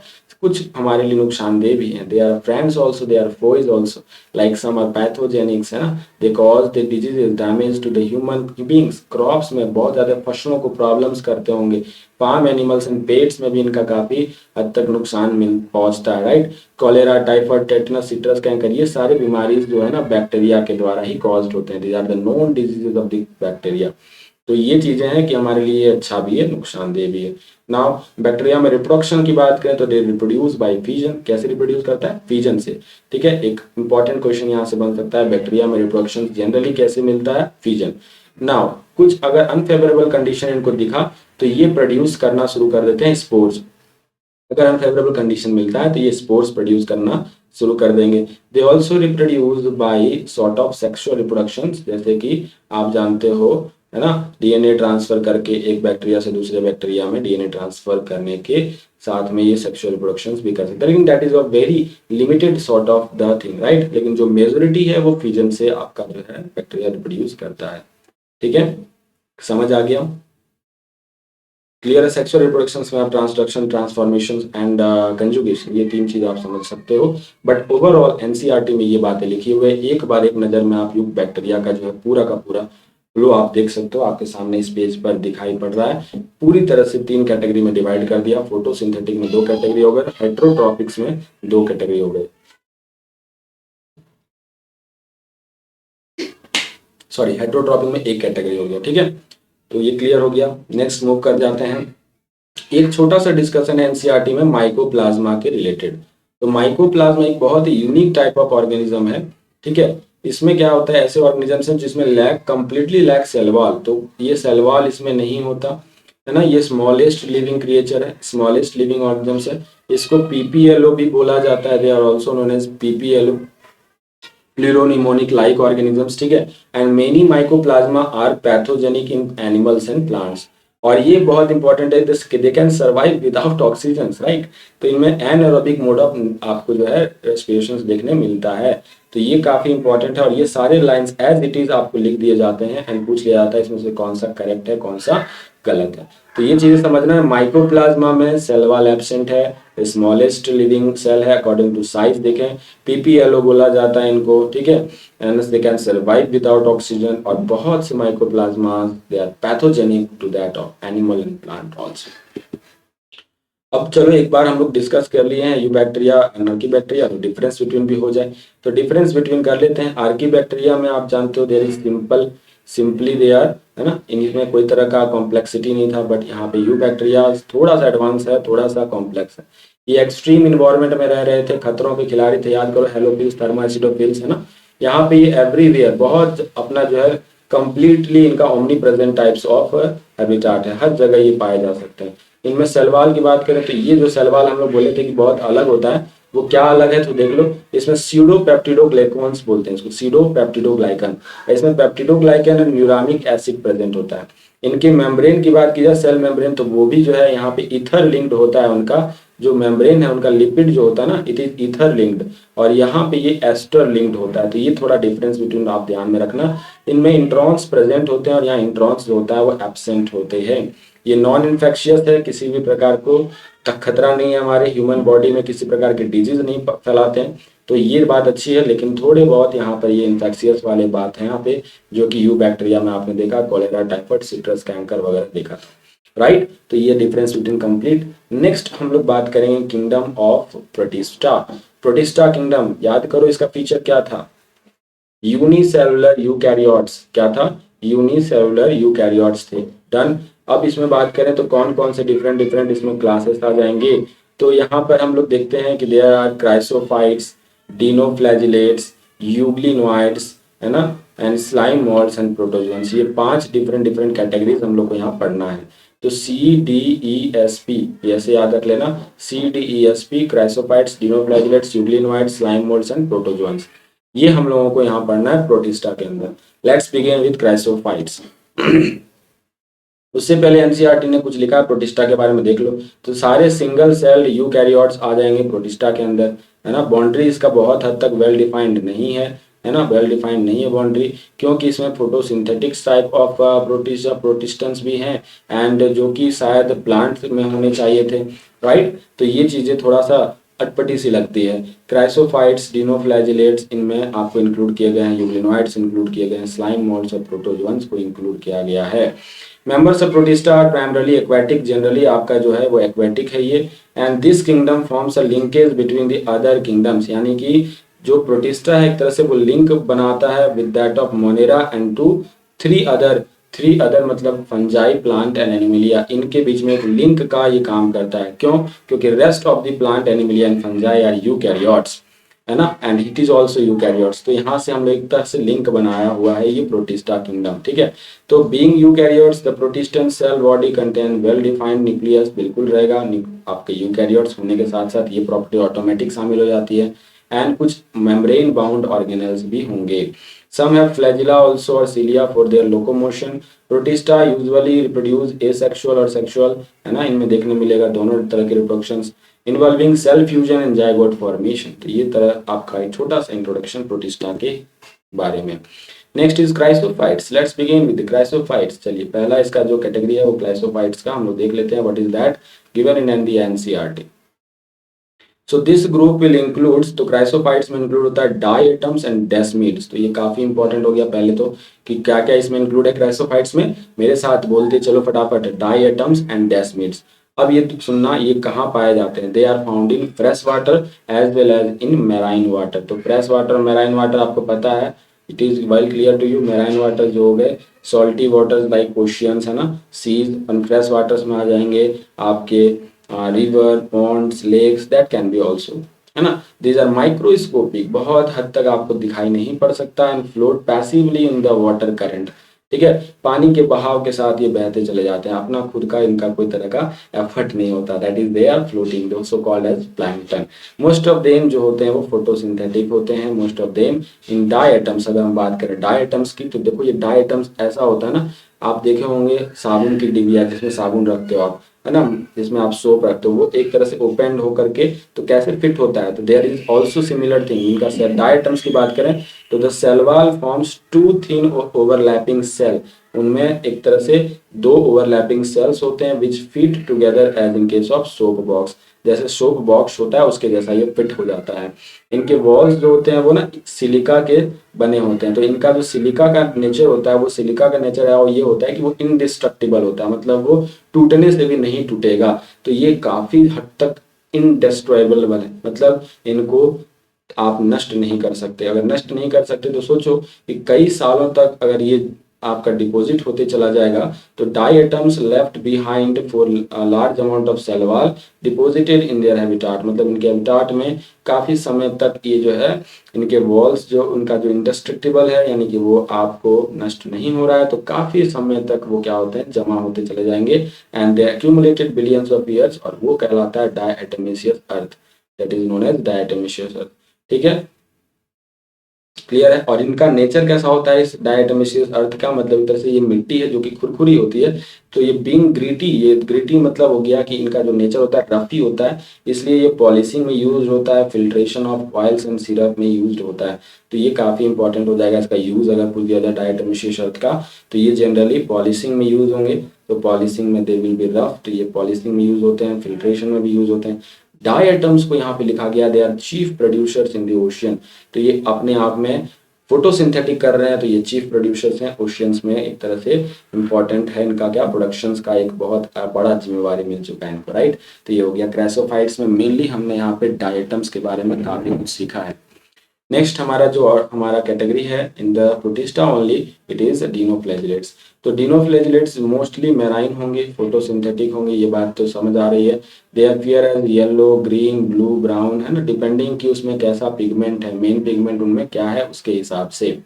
द सेल वॉल है द स्टिफ सेलुलोजिक प्लेट। उनमें जो सेल वॉल है उनके नेचर की बात करें तो उनमें स्टिफ सेलुलोजिक प्लेट होते हैं। स्टिफ का मतलब है देयर आर समहाउ फ्लेक्सिबल, है ना, आउटर सरफेस में ये आपको क्या है प्रेजेंट है, सेलुलोजिक प्लेट प्रेजेंट है। उनमें फ्लैजिला दो होते हैं, एक आपको लॉन्गिट्यूडनल होता है और एक आपको क्या होता है, ट्रांसवर्स होता है। तो one of that you can से परपेंडिकुलरली लाइंग होते हैं ये दोनों सेल फ्लैजिला। तो डाई फ्लैजिलेट्स होते हैं, या इसीलिए नाम ही इसका है डीनो फ्लैजिलेट्स। डीनो मतलब हो गया डाई और फ्लैजिला मतलब हो गए दो। ठीक है, तो एक फ्लैजिला लाई कर रहा है लॉन्गिट्यूडनली और दूसरा ट्रांसवर्सली। ठीक है, तो यहीं पे आपको ये समझना है नाम इसका क्यों पड़ा है dinoflagellates. There are having two flagella, one lying longitudinally and other is transversely। in case of furrow, furrow बना करके जो होता है ना, इसमें गैप होता है उसके अंदर ये फिट होता है फ्लैजिला। एक बहुत इंपॉर्टेंट केस यहाँ दिया गया रेड डिनोफ्लैजिलेट्स के बारे में, जो एग्जांपल है वो गोनियोलेक्स है। ठीक है। ये क्या होता है, अंडरगोज रैपिड मल्टीप्लिकेशन, इतना फास्ट मल्टीप्लाई करता है जहां ये प्रेजेंट होता है। या फिर अगर मैराइन हैबिटाट इनका हम बात शुरू में ही कर दिए हैं, तो ये सी में जहां प्रेजेंट होता है ना, उस सी में ये इतनी तेजी से अपना जो है मल्टीप्लिकेशन शो करता है कि ये का पूरा सी क्या दिखाई पड़ता है आपको, रेड कलर का दिखाई पड़ता है। The whole sea will appears at red colour. और ये फिर क्या होता है, जब टाइड्स भी होता है ना, आपको रेड टाइड्स की तरह दिखाई पड़ता है। लेकिन ये गोनियोलेक्स एक टॉक्सिन भी रिलीज करता है, सेक्सिड टॉक्सिन। तो ये जो आपको टॉक्सिन रिलीज करता है, जिससे कि बहुत सारे वहां रह रहे अदर एक्वेटिक ऑर्गेनिजम्स क्या होते हैं, मर जाते हैं। They will be killed. So ये पूरा जिसमें गोनियोलेक्स सर्वाइव कर रहा है पूरे सी में, उसमें जनरली आपको different types of aquatic organisms देखने को नहीं मिलते, क्योंकि ये टॉक्सिन्स के वजह से दिखाई नहीं पड़ता है। क्लियर है, ये एकदम क्लियर, कोई दिक्कत नहीं है। अब आ जाओ यूग्लिनोइड्स में बालक, चलो। तो मेजोरिटी ऑफ देम यानी यूग्लिनोइड्स जो होते हैं जनरली आपको फ्रेश वाटर ऑर्गेनिजम्स होते हैं, है ना, स्टैग्नेंट वाटर में पाए जाएंगे, रुके हुए पानी में पाए जाएंगे। इंस्टेड ऑफ सेल वॉल, इनके सेल वॉल में आपको देखने क्या मिलता है कि उनमें सेल वॉल क्या होता है, सेल वॉल की जगह क्या मिलेगा, प्रोटीन रिच लेयर, जिसको आप पेलिकल बोलते हो। तो ये काफी इंपॉर्टेंट हो गया आपके लिए। प्रोटीन रिच लेयर जो पेलिकल है, वो काफी हद तक बॉडी को फ्लेक्सिबिलिटी प्रोवाइड कर देता है। तो ये आपका protein rich layer pellicle, very important. Again it has two flagella, इसमें एक फ्लैजिला आपका शॉर्ट होता है, एक फ्लैजिला बड़ा होता है, लॉन्ग वन होता है। And they are photosynthetic in presence of sunlight, but जैसे ही सनलाइट नहीं मिलेगा, they can switch over to the heterotrophic mode of nutrition. तो एक तरह से कह सकते हैं कि they are mixotrophic, right. And यहाँ पे लिखा गया है आगे लाइन की, interestingly the pigments of euglenoids are identical to that present in the higher plants. यानी क्लोरोफिल ए जो है ना, that is similar in case of euglenoids and plants. Example हो गया यूग्लिना। तो ये यूग्लिना के बारे में हो गया, और इसको कहा जाता है connecting link between the plants and animals. ठीक है, तो यूग्लिना के बारे में दो चार इंपॉर्टेंट पॉइंट अगर जो एनसीईआरटी ने दे रखी है, वो है आपको कि ये फ्रेश वाटर स्टैग्नेंट इसका वाटर में हैबिटाट है। पेलिकल है जो कि फ्लेक्सिबिलिटी प्रोवाइड करता है। दो फ्लैजिला है, दो फ्लैजिला में एक शॉर्ट एक लॉन्ग। फोटोसिंथेटिक, सनलाइट है तो नहीं है तो हेटेरोट्रॉपिक। ठीक है, चलो आ जाओ स्लाइम मोल्ड्स। ठीक है, नेक्स्ट कैटेगरी हमारा हो गया slime moulds. Slime moulds generally saprophytic mode of nutrition show करते हैं, यानी they will feed on the decaying twigs, leaves engulfing जो organic type of materials under suitable condition. जहां अगर कंडीशन इनको सुटेबल मिलता है तो ये एग्रीगेट होकर के प्लाज्मोडियम बनाते हैं, एंड विच में grow and spread over several feets. Plasmodium बनता है और सेवरल फीट्स तक ग्रो करते हैं। लेकिन जैसे ही इनको अनफेवरेबल कंडीशन मिलता है, जैसे ही इनको अनफेवरेबल कंडीशन मिलता है बालक, तो ये अपने आप में अपने आप को प्रोटेक्ट करने के लिए क्या करते हैं, बहुत ही तगड़ा वॉल बना लेते हैं अपने बाहर में, and they will convert into fruiting bodies जिसमें कि स्पोर्स आ जाएगा। और स्पोर्स में जो है सेल वॉल, आपका ट्रू सेल वॉल प्रेजेंट होता है। तो ये क्वेश्चन आता है कि the spores possess true cell wall. बिल्कुल सही है, दिस स्टेटमेंट इज बिल्कुल क्या है, सही है। ये एक्सट्रीमली रेजिस्टेंट हो जाते हैं, क्योंकि अनफेवरेबल कंडीशन है, बचना है भाई, तो हमें एक्सट्रीमली रेजिस्टेंट तो होना पड़ेगा। और ये सेवरल ईयर्स यानी बहुत बहुत बहुत सालों तक भी अपने आप को सर्वाइव करा सकते हैं इस मदद से, इस स्पोर्स बना लेने की मदद से। Spores are dispersed by air current. और फिर ये स्पोर्स क्या होता है, एयर करंट से इतनी हल्का होता है कि एयर करंट से भी ये डिस्पर्स्ड हो सकता है, कई दूरी तक जा सकता है, बहुत लंबे ट्रेवलिंग को भी कर सकता है ये। ठीक है, तो ये स्लाइम मोल्ड्स में मेन पॉइंट्स हो गए। आ जाओ प्रोटोजोअन्स में, जल्दी से फटाफट आ जाओ प्रोटोजोअन्स में, हरी अप। प्रोटोजोअन्स हेटेरोट्रॉप्स होते हैं, दे लिव्स एज प्रेडेटर्स और पैरासाइट्स। जनरली ये दूसरे ऑर्गेनिज्म में फीड करेंगे, तो parasitic mode of nutrition show करते हैं। ये प्रिमिटिव रिलेटिव्स बोला जाता है इनको, एनिमल्स का क्या बोला जाता है इनको, प्रिमिटिव रिलेटिव बोला जाता है। There are 4 division mainly. अगर हम बात करें तो ये मूवमेंट के हिसाब से किया गया। अमीबावाइड प्रोटोजोअन्स, जिसमें अमीबा लाइक्स है ना मूवमेंट होता है, सूडोपोडिया होता है इनमें, तो इस तरह से अमीबॉइड प्रोटोजोन्स इनको बोल दिया गया। They are found in fresh water और sea water in moist soil. They move and capture their prey. देखो अपना जो प्रे ये कैप्चर करते हैं विद दैट ऑफ सूडोपोडिया। तो सूडोपोडिया जो है वो फॉल्स फीट कहा जाता है, जैसे कि अमीबा में होता है। तो इस तरह से इनके लिए अमीबॉइड टाइप ऑफ प्रोटोजोन इसीलिए कहा गया है। ठीक है, marine forms have silica cells. ये सेल्स जो होता है ना, सिलिका सेल्स होता है उनके मैराइन फॉर्म में। ठीक है, some of them such as, इसमें एग्जांपल अगर अदर एग्जांपल्स को ले लें, एंटामीबा आ जाएगा जो कि एक पैरासाइट है। नेक्स्ट कैटेगरी जो है वो फ्लैजिलेट्स टाइप ऑफ प्रोटोजोन्स है। इनके मेंबर्स आपके जनरली नाम से समझ आ रहे हैं कि फ्लैजिला होगा। They are either free living और पैरासाइटिक। एक इंपॉर्टेंट यहाँ पे डिजीज जो है वो काउज करने वाला है, यहाँ पे एनसीईआरटी ने दिया, जो कि है स्लीपिंग सिकनेस। तो तो ये फ्लैजिलेटेड प्रोटोजोअन्स के थ्रू कॉज्ड होता है, जिसका एग्जांपल है ट्रिपनोसोमा। ट्रिपनोसोमा जो है वो पॉजिटिव एजेंट है किसका, स्लीपिंग सिकनेस का। ये क्वेश्चन डायरेक्ट पुट अप हो सकता है, you must note it down, trypanosoma. ठीक है, trypanosoma is the parasitic causative agent, right, और sleeping sickness. Next is ciliated, समझ आ रहा है कौन सा इसमें आपको सिलिया प्रेजेंट होगा, there is thousands of cilia present. ये एक्वेटिक हो सकता है ना, actively moving type of organisms है। दे हैव अ कैविटी और gullet that opens to the outside of the cell surface, ठीक है, माउथ लाइक स्ट्रक्चर बोल सकते हो, गलेट है। The coordinated movement of the rows of cilia will cause the water laden with the food to be steered into the gullet. तो ये जो cilia का मूवमेंट होता है उससे क्या होगा, they are water laden food, मतलब जो पानी में रह रहे फूड्स हैं वो आराम से अंदर आ पाएंगे, जिससे कि ये फीड हो जाएगा। ठीक है, एक तरह से यू कैन से water canal type of system यहाँ देखने को मिल जाएगा। तो ये पैरामीशियम इसका बेस्ट एग्जांपल हो गया। यू नो दैट पैरामीशियम के बाहर बाहर क्या होता है, सिलिया प्रेजेंट होता है। Now next category is sporozoan. Sporozoan this will include diverse organisms, ठीक है, इन्फेक्शियस स्पोर्स यहाँ पे प्रेजेंट होंगे इनके लाइफ साइकिल को देखेंगे तो, जिसमें बेस्ट एग्जांपल आपका प्लाज्मोडियम हो गया, जो कि मलेरियल पैरासाइट है, मलेरिया कॉज करने वाला जो पैरासाइट है, जो कि मलेरिया कॉज करता है। And they are having very staggering effect on the human populations. बहुत हद तक मलेरिया का जो है ना प्रॉब्लम बहुत सारे कंट्री में अभी भी क्या है, अनकंट्रोलेबल है। तो ये आपको डिफरेंट टाइप्स ऑफ प्रोटोजोन्स मैंने करा दिया, amoeboid protozoans, flagellated protozoans, ciliated protozoans and sporozoans. Flagellated में आपको मैंने बताया ट्रिपनोसोमा जो स्लीपिंग सिकनेस का, सिलिएटेड में मैंने आपको बता दिया पैरामीशियम, स्पोरोजोन्स में हो गया प्लाज्मोडियम, ठीक है, अमीबॉइड टाइप ऑफ प्रोटोजोन्स में हो गया क्या, अमीबा एंड अमीबा। अब आते हैं फंजाई की तरफ, मूव कर रहे हैं हम लोग, फटाफट होते चला जाएगा। एनसीईआरटी रिव्यू सेक्शन है, तेजी से आप लोग बच्चों यहाँ सेक्शन को लाइक करो, तभी मुझे भी इन्फ्लुएंस आपसे मिल पाएगा, मैं भी और आप लोगों की तरफ मेहनत कर पाऊंगा। तो जल्दी से सेक्शन को लाइक कर दो।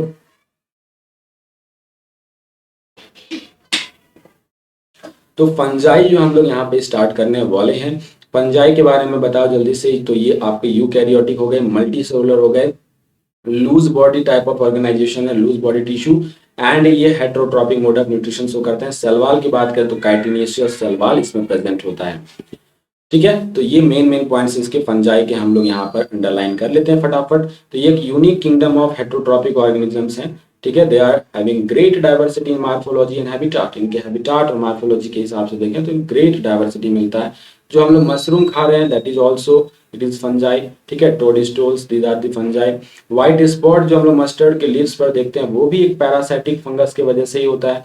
कुछ यूनिसेलुलर फंजाई जो कि यीस्ट है, काफी इंपॉर्टेंट है for the production of bread and beer factories में आप इनका बहुत एक्सप्लॉइटेशन देखते हो। फंजाई, कुछ फंजाई डिजीज कॉज करते हैं animals and plants as well, जैसे रस्ट कॉजिंग पक्सिनिया है एक बेस्ट एग्जांपल है। कुछ पेनिसिलिन का भी आपका जो कुछ है एंटीबायोटिक्स का भी सोर्स है, लाइक पेनिसिलिन से आप पेनिसिलियम से पेनिसिलिन लेते हो, दैट इज एंटीबायोटिक्स, है ना। And fungi are cosmopolitans and occur in air, काफी हद तक ये पूरी तरह आपके इन्वायरमेंट में स्प्रेडेड है, एंड एयर में, वाटर में, सॉइल में, प्लांट के ऊपर, इवन एनिमल के ऊपर ये आपका जो है पाया जा सकता है। They prefer to grow in warm and humid place, तो ये आपका इनका फेवरेट जगह कौन सा है, तो वार्म एंड ह्यूमिड प्लेस।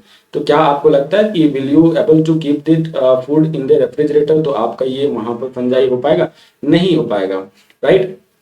क्यों, यस क्योंकि हम रेफ्रिजरेटर में रखते ही हैं ताकि हम बच्चा फूड को बचा सके। तो yes it is to prevent the food from going bad due to bacterial and fungal infections.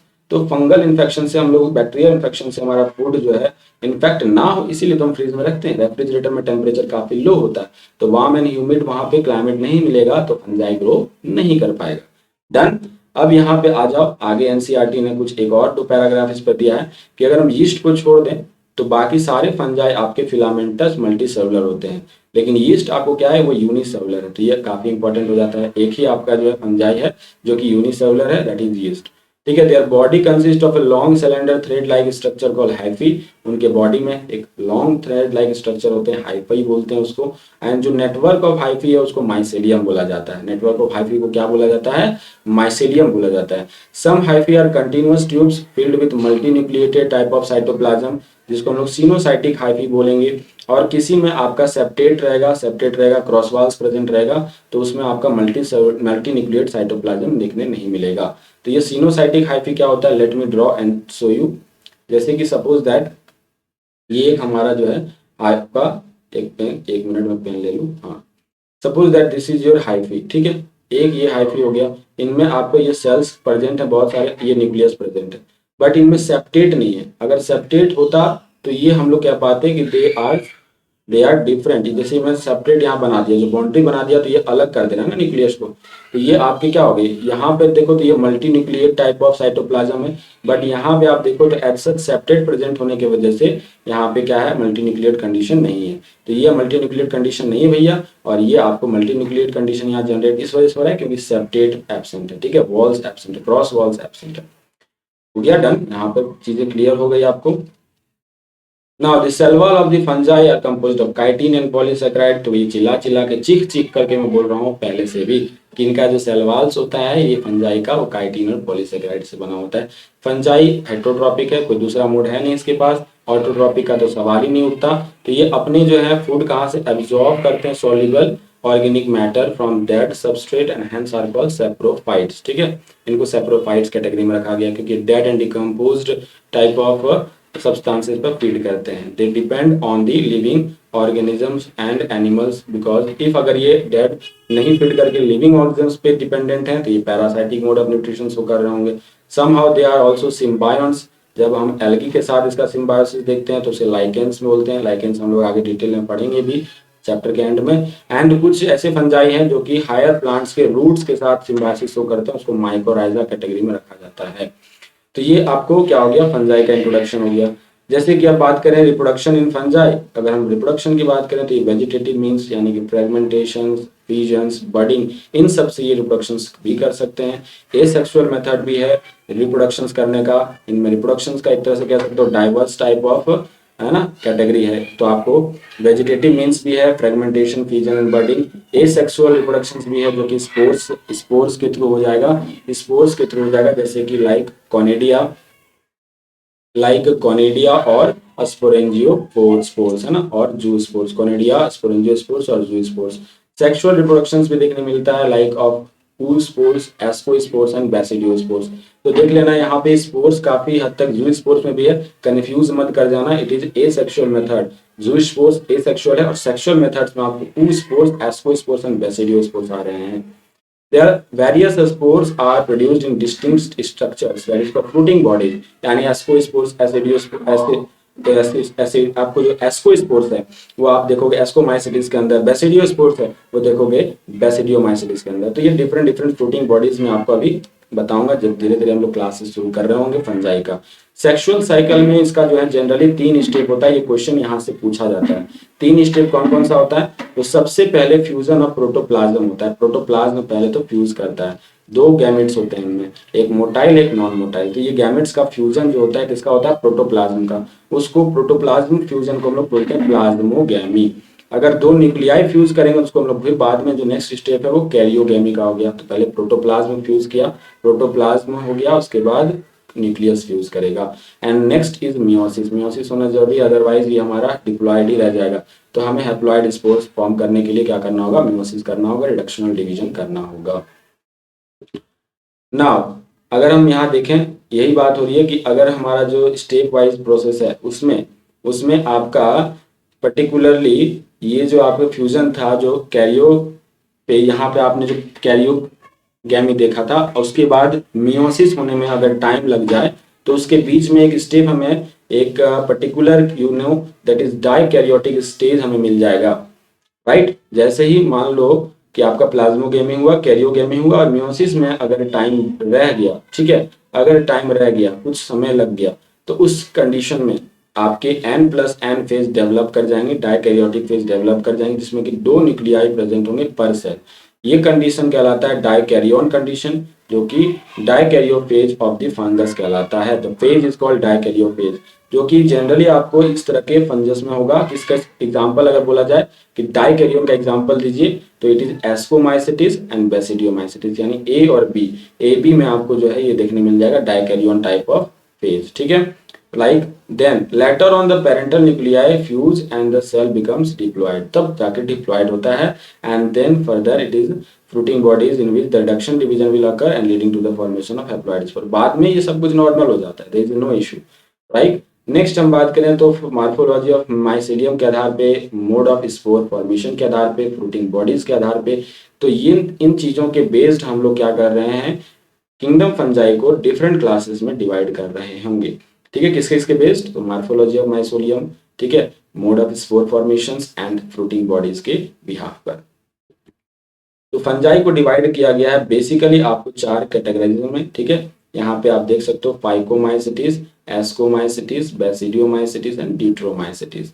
अब इनका जो है कॉमन नेम हम लोग थोड़ा सा समझ लेते हैं, चलो ठीक है। फाइकोमाइसिटीज को बोला जाता है एल्गल फंजाई, ठीक। एस्कोमाइसिटीज को बोला जाता है सैक फंजाई। अगर सैक वर्ड याद ना हो तो देखो इसका पहला 3 लेटर उठाओ, एस्को का पहला 3 लेटर उठाओ, ASC। और ये सैक को देखो, अगर जंबल वर्ड नहीं लग रहा है आपको कि SAC कर दिया जाए, तो जंबलिंग एक तरह से, ये याद हो गया आपको सैक फंजाई। बेसिडियोफाइसिटीज को हम लोग बोलते हैं क्लब फंजाई या ब्रैकेट फंजाई, तो ये बी से ब्रैकेट, बी से आप बेसिडियोमाइसिटीज ऐसे याद रख सकते हो। डिट्रोमाइसिटीज को बोलते हैं इम्परफेक्ट फंजाई। क्यों बोलते हैं इम्परफेक्ट भाई, क्यों परफेक्ट नहीं बोला इसे, ये हम लोग आगे चल के डिस्कस कर लेंगे, देयर इज नो इशू। लेकिन अभी आप कॉमन नेम सबका एक बार लिस्ट अप कर लो। तो फाइकोमाइसिटीज हो गया algal fungi, ascomycetes sac fungi, basidiomycetes that is bracket fungi और club fungi, and deuteromycetes is imperfect fungi. So let's move to phycomycetes. Phycomycetes that is found in aquatic habitat or dead or decaying woods in the moist and damp place. तो ये moist and damp place तो इनका अपना एक favourite है भाई fungi का। Obligate parasites है ना, तो प्लांट पे ऑब्लिगेट पैरासाइट्स होते हैं। अब जहाँ ध्यान देना माइसेलियम पे बात करेंगे, क्योंकि आपको पीछे बताया है क्लासिफिकेशन बेस्ड है मॉर्फोलॉजी ऑफ माइसेलियम पर। तो इनका माइसेलियम होता है एसेप्टेट। इनका माइसेलियम कैसा है, एसेप्टेट, मतलब सेप्टेट नहीं है। और सेप्टेट नहीं होगा तो सिनोसाइटिक टाइप ऑफ हाइफी होगा कि नहीं, multi cellular type of condition देखने मिल जाएगा, that is multi nucleated type of condition देखने मिल जाएगा, राइट। तो ये चीजें आपको अभी क्लियर होगी क्योंकि पीछे डायग्राम के साथ बताया हुआ है। Asexual reproductions will take place with that of zoospores. याद करना, पीछे बताया था ज़ूस्पोर्स एसेक्सुअल रिप्रोडक्शंस में आएगा, जो कि मोटाइल है। ए प्लानोस्पोर्स यानी non motile type of spores है ये, ठीक है, उसके थ्रू ये क्या कर सकते हैं, एसेक्सुअल रिप्रोडक्शंस कर सकते हैं। नाउ द स्पोर्स कैसे प्रोड्यूस होते हैं, ये भी बहुत इंपॉर्टेंट है। तो एंडोजेनसली प्रोड्यूस होता है, मतलब अंदर की तरफ से ये सेल प्रोड्यूस होंगे, ठीक है। They are endogenously produced with the sporangium, ठीक। And the zygospores is formed by the fusion of 2 gametes. Zygospores बनता है, कैसे बनता है वो, दैट इज 2 गैमेट के फ्यूजन से बनता है, right. And the gametes are similar in morphology. ये अगर सिमिलर है तो उसको आइसोगैमस बोलते हैं, और अगर आपको डिसिमिलर है, ठीक है, तो उसको एन आइसोगेमस और ओगेमस बोलेंगे। ये तो हमने कवर कर रखा है, अगर नहीं है तो रिप्रोडक्शन में भी डिटेल में आपको मिल जाता है। अगर गैमेट्स इनके सिमिलर होंगे, दैट इज मार्फोलॉजी में सिमिलर होंगे, तो आइसोगेमस में टाइप ऑफ गैमेट बोलते हैं। अगर ये डिसिमिलर होते हैं तो उसमें आपको एन आइसोगेमस ओगेमस आ जाता है। ओगेमस में फिर क्या होता है, फीमेल आपका लार्ज होता है, नॉन मोटाइल होता है, और जो मेल गैमेट्स होता है वो आपको जनरली स्मॉल एंड मोटाइल होता है। कुछ कॉमन एग्जांपल अगर हम बात करें फाइकोमाइसिटिस का, तो इसमें आपको कॉमन एग्जांपल म्यूकर हो गया, राइजोपस हो गया। राइजोपस का देखो कॉमन नेम याद रखो, ब्रेड मोल्ड होता है, ठीक है। Albugo, Albugo is also a parasitic fungi, है ना। Albugo Candida that is a parasitic fungi, right, on that of mustard. तो यहाँ पे एग्जांपल याद रखने के लिए RAM, राम याद रख लो, ठीक है। R से हो गया आपको राइजोपस, A से एल्ब्यूगो, M से म्यूकर। और ये जो डायग्राम दे रखा है ये एनसीईआरटी का डायग्राम है, दिस इज ऑफ म्यूकर। ये एनसीईआरटी ने म्यूकर का डायग्राम आपको लिए बना रखा है, कितना अच्छा है ना।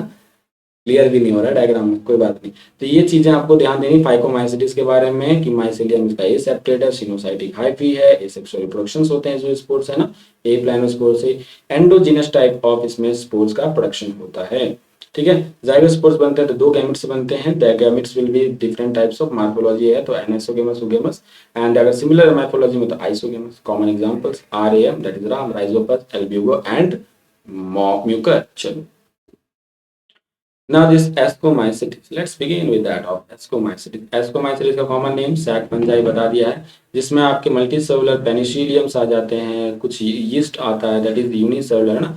सैक्रोमाइसिस, सर्वाइसिस को बोला जाता है। सेप्रोफाइटिक है, डिकम्पोजर्स, पैरासाइटिक है। कॉप्रोफिलस मतलब जो फीडिंग है इनका डंक के ऊपर है। इनके माइसेलियम की बात करें तो इनके माइसेलियम में ब्रांच्ड होता है, सेप्टेट होता है। अगर सेप्टेट हो गया तो सिनोसाइटिक हाइपी तो नहीं कहोगे, ए सिनोसाइटिक कहोगे ना, तो सिनोसाइटिक नहीं हो गया, ये बिल्कुल नहीं है, राइट। ए सेक्सुअल स्पोर्स आपको यहाँ दैट इज आर्कोनिडिया प्रोड्यूस एक्सोजिनसली। पीछे कैसे प्रोड्यूस हुआ था वो था आपको एंडोजिनसली, लेकिन ये कैसे प्रोड्यूस हो रहा है, यहाँ पे एक्सोजिनसली प्रोड्यूस हो रहा है, that is a sexual spores. ध्यान देना, ये प्रोडक्शन जो आपको बताया मैंने वो ए सेक्सुअल स्पोर्स के लिए बताया। जब आप सेक्सुअल स्पोर्स पे आओगे तो वो आपका यहाँ एंडोजिनसली प्रोड्यूस होता है। तो एस्कोमाइसिटिस में एक बात ध्यान दो कि asexual type of spores will produced through एक्सोजेनसली and sexual spores will produced by endogenously. और इसमें सेक्सुअल स्पोर्स कौन से हैं? एस्कोस्पोर्स बताया था मैंने पीछे, है ना, एस्कोस्पोर्स। और ये जो है एस्कोस्पोर्स आपको पीछे ही बताया था कि फ्रूटिंग बॉडीज के अंदर आपको जो होता है प्रेजेंट होता है। तो ये फ्रूटिंग बॉडी यहाँ क्या है? एस्कोकार्प्स है। तो ये एस्कोकार्प्स के अंदर क्या होते हैं? ये प्रोड्यूस होते हैं स्पोर्स। ठीक है, ascospores produced inside that of fruiting body called as ascocarps. ठीक है, नाउ ये तो कॉनिडियोफोर्स मैंने आपको बता दिया। कॉनिडियोफोर्स क्या था? ए सेक्सुअल स्पोर्स था। एस्कोस्पोर्स क्या था? सेक्सुअल स्पोर्स था। कॉनिडियोस्पोर्स आपके कैसे प्रोड्यूस हो रहे हैं? That is एक्सोजेनसली and ascospores endogenously. बात समझ आ गई? चलो अब एग्जांपल की बात करते हैं। एस्परजिलस निगर, क्लैरिसेप्स पर्प्यूरिया, ठीक है, न्यूरोस्पोरा। न्यूरोस्पोरा कहाँ पे यूज होता है बच्चा? याद है? तो न्यूरोस्पोरा को हम लोग काफी ज्यादा जेनेटिक वर्क्स में यूज करते हैं। ठीक है, मोरल्स एंड ट्रफल्स, है ना, ये दोनों एडिबल टाइप ऑफ, है ना, आपको जो यूज्ड होते हैं for that of food also. And ये सारे एग्जांपल्स आपको ध्यान में रखने होंगे। एग्जांपल्स काफी फोकस करना, आराम से क्वेश्चंस में एग्जांपल पूछ लिया जाता है। तो एस्कोमाइसिटिस सबसे पहले ए से तो याद रख लेना एस्परजिलस। ठीक है, आपको फिर आता है सी वर्ड आ गया इसके अंदर, तो सी वर्ड से याद रख लो क्लैरिसेप्स। न्यूरोस्पोरा, न्यूरोस्पोरा याद रहेगा। पेनिसिलियम याद रहेगा, पेनिसिलियम, न्यूरोस्पोरा, यीस्ट। ठीक है, एंड ट्रफल्स एंड मोरल्स, ये दोनों ही इसके अंदर आएंगे। एडिबल है ये ट्रफल्स एंड मोरल्स, खाने योग्य होते हैं। Now this is basidiomycetes. Welcome to basidiomycetes बच्चा। इनको हम लोग कॉमनली बोलते हैं क्या है? याद करो, ब्रैकेट फंजाई बोलते हैं, पफ बॉल बोलते हैं ना, क्लब फंजाई बोलते थे। They grow in the soils and logs and tree stumps, living plant bodies as a parasites, rust and smuts. ठीक है, इनमें आपको बताए थे डाइकैरियोन फेज डेवलप मिलता है, देखने को मिलता है। एसेक्सुअल स्पोर्स जनरली क्या होता है? पाया ही नहीं जाता। वेजिटेटिव रिप्रोडक्शन हो सकता है, फ्रेगमेंटेशन चलो हो जाएगा, कोई दिक्कत नहीं। सेक्स ऑर्गन एब्सेंट है। Plasmogamy is brought about by the fusion of two vegetative और सोमेटिक सेल्स, है ना। तो आपको बताया था प्लाज्मोगेमी हुआ, फिर आपके डाइकैरियोटिक फेज बनते हैं, जो कि बेसिडियम में आपका डाइकैरियोटिक फेज आता है, right. Karyogamy and meiosis takes place in basidium and producing the 4 basidiospores. अब जब बेसिडियोस्पोर्स बन ही गया है तो कैसे बनता है वो जरा जान लें। तो ये एक्सोजेनसली बनता है। बेसिडियोस्पोर्स कैसे बनता है? एक्सोजेनसली। याद करना, पीछे एस्कोस्पोर्स बताया था, एस्कोस्पोर्स कैसे बना था? एंडोजेनसली बना था, राइट। तो चीजों को दिमाग में भी रखते चलो, एक्सोजेनसली एंडोजेनसली कंफ्यूज बिल्कुल मत करना, लिस्ट बना लेना एक जगह, कंप्लीट आपको तैयार हो जाएगा।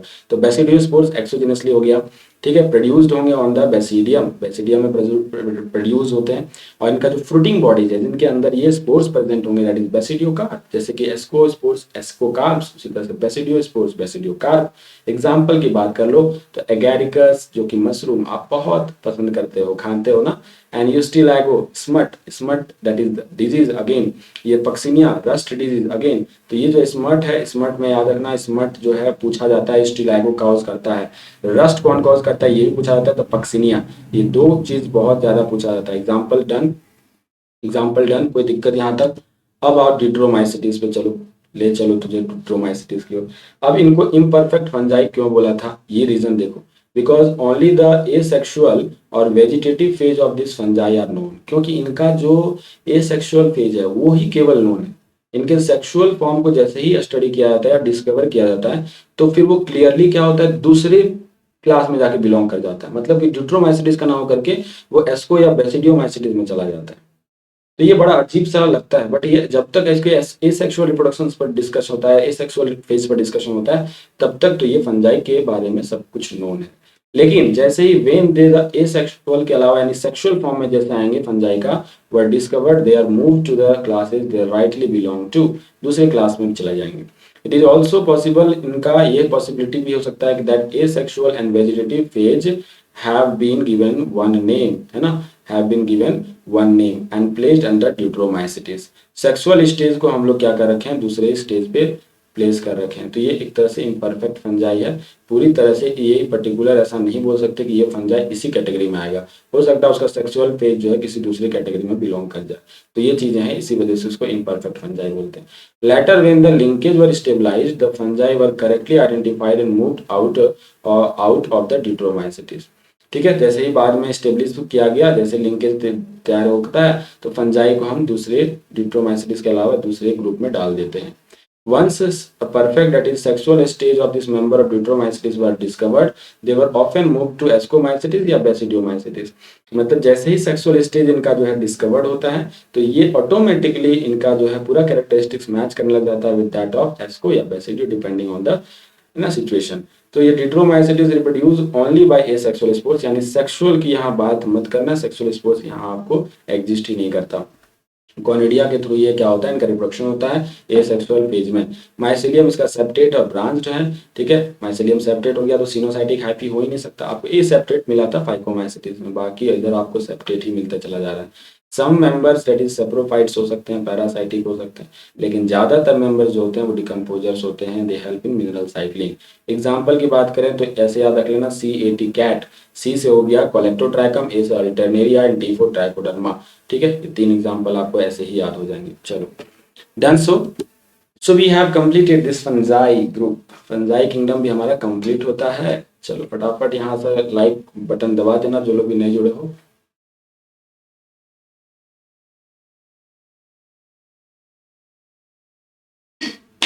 आगे बढ़ जाएं, आगे बढ़ जाएं बच्चा। तो हम बात करेंगे वायरस, वायरवाइड्स, प्रियॉन्स एंड लाइकेंस के बारे में, जिनको कहीं जगह नहीं दिया था आपने बच्चा, है ना। विटेकर साहब ने इनको अपने पर्टिकुलर 5 किंगडम क्लासिफिकेशन के अंदर इनको प्लेस ही नहीं किया था, ठीक है, मिस हो गए। They are briefly introduced here, लिखा है एनसीईआरटी ने कि चलो इसको भी थोड़ा सा समझ लेते हैं, थोड़ा सा ही समझेंगे, ज्यादा नहीं समझेंगे, डिटेल यहाँ नहीं लेंगे। वायरोलॉजी पूरा एक टाइप ऑफ पढ़ोगे आप, वायरस का जो पूरा ब्रांच ऑफ साइंस है जिसमें वायरोलॉजी पूरा एक साइंस ही बनाया दिया गया। इतना पढ़ना पड़ता है भाई मेडिकल साइंस में कि मत बोलो, इतना पढ़ना पड़ता है वायरसेस को, ठीक है। पूरा का पूरा एक सेमेस्टर निकल जाता है पढ़ता पढ़ता। तो आप यहाँ पे अपने अंदर मेरी जब क्यूरियोसिटी मत पालना कि सर थोड़ा सा दिया है तो और भी पढ़ना चाहिए, आपको इतना पढ़ने को मिलेगा, आप मेडिकल में जाओ तो सही, आप पागल हो जाओगे एकदम से। वहां फिर आप कहोगे सर ने सही कहा था, ठीक है। सो ऑल ऑफ अस, देखो लिखा है एनसीईआरटी ने कि all of us have suffered from common cold और फ्लू, है ना, जो कि होता वायरस से है ना, होते रहता है कभी ना कभी तो छींक मारते ही हैं लोग, कॉमन कोल्ड तो होता है ना। तो viruses D not place in classification, क्यों नहीं रखा गया, आखिर इसको क्यों नहीं रखा गया।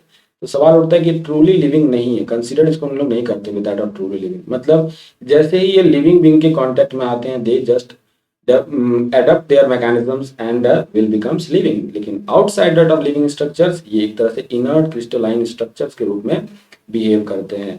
तो ये भैया बेस बदलता है अपना जो है ना, इसी वजह से तो परेशान है हम लोग कोरोना वायरस को लेकर के, उनके प्रति जो हम लोग वैक्सीन बनने में टाइम लग गया क्योंकि उनके स्ट्रेन्स को हम पता नहीं कर पाते, and they rapidly change their strains also, right. So इसको हम लोग वायरस को non cellular type of organisms में रखते हैं, non cellular types of organisms में रखते हैं, ठीक है। ये किसका डायग्राम है सर, तो ये डायग्राम है आपका TMV का, टोबैको मोजाइक वायरस का। ये ध्यान देना एनसीईआरटी में दे रखा है, पूछ सकता है उठा करके कि डायग्राम किसका है। ये इसका कैप्सिड हो गया, ये इसका आरएनए हो गया। आरएनए होने से पता चल गया कि ये वायरस कैसा है, तो आरएनए वायरस है, राइट। इसमें जो कैप्सोमियर्स, ये यूनिट्स देख रहे हो ना, इट इज कैप्सोमियर्स, और कैप्सोमियर्स जनरली आपके कितने होते हैं, नंबर की बात करें तो 2130, एक बार मैच कर लेना, ठीक है। तो इतने सारे कैप्सोमियर्स कम से कम TMV वायरस में, that is tobacco Mosaic virus में प्रेजेंट होते हैं। ये क्या है बच्चा, दिस इज बैक्टीरियोफेज। तो बैक्टीरियोफेज का मतलब ऐसे वायरस हैं जो बैक्टीरिया के ऊपर फीड करते हैं। इनके शेप्स एंड इनके बारे में थोड़ा सा देख लेना, पार्ट्स के बारे में देख लेना, बिकॉज एनसीईआरटी का ये डायग्राम है, पुट्स दिया जाएगा एरो करके, ए क्या है, बी क्या है, सी क्या है। तो नंबर ए पहला जो आपका है वो हेड है, रीजन ये हेड है, फिर ये जो है वो कॉलर है, भाई सब कुछ है इसके पास, हेड है, कॉलर है। फिर इसके बाद सीथ है, जो सिक्के की तरह आपको अरेंजमेंट दिख रहा है ना, it is coin like arrangement, ये सीथ हो गया ये सारा। एंड ये जो आप देख रहे हो दिस इज पूछ like structure called tell fibres, ठीक है। तो ये ध्यान देना, डायग्राम भी मैंने डिस्कस कर दिया है। नाउ ध्यान दो, आगे देखो। Once they infect the cell, they take over the machinery of the host, मैंने आपको बताया, and they will replicate themselves, killing the host, बच्चा होस्ट को भी मार देता है। तो यहाँ आपसे सवाल पूछा जाता है क्या आप वायरस को लिविंग बोलोगे या नॉन लिविंग, तो भैया ये एकदम से क्या है, मार्जिन पर है प्रेजेंट, बाउंड्री पे प्रेजेंट है, ना लिविंग ना नॉन लिविंग।